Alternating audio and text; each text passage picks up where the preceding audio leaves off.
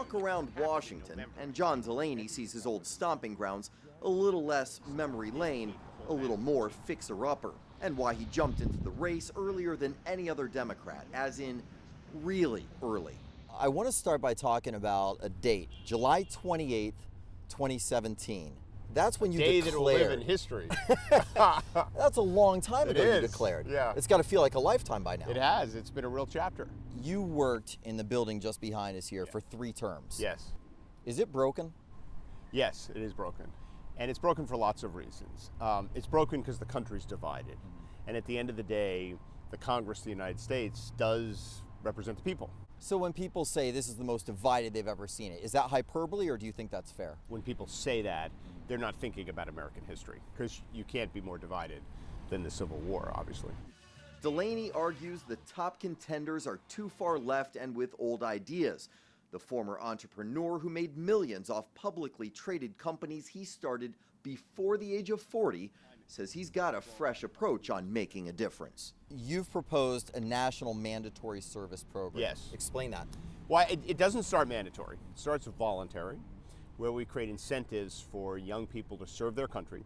So they graduate high school, they could join the military, they could do all kinds of community service, they could be part of a national infrastructure program to rebuild our country, or they could be part of something called the Climate Corps. For how long? Either 1 or 2 years. If they do 1 year, I would propose they get 2 years in-state tuition, and if they do 2 years, they get 3. Fair enough. Let's talk about some issues. I want to kind of go lightning round. Should Americans be able to own assault-style weapons?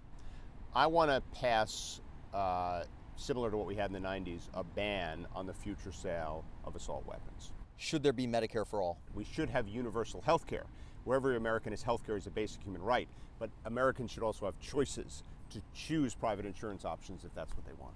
You're a devout Catholic, but you're also pro-choice? So I believe in the separation of church and state, and I support Roe v. Wade as the law of the land. I'm fully supportive of marriage equality, gay marriage. If you, hypothetically, were going to be on a ticket with someone else who's currently a Democratic contender right now, who would you match up with? I'd like it to be someone who represents a step forward for the country, which is why I've said my vice president would be a woman.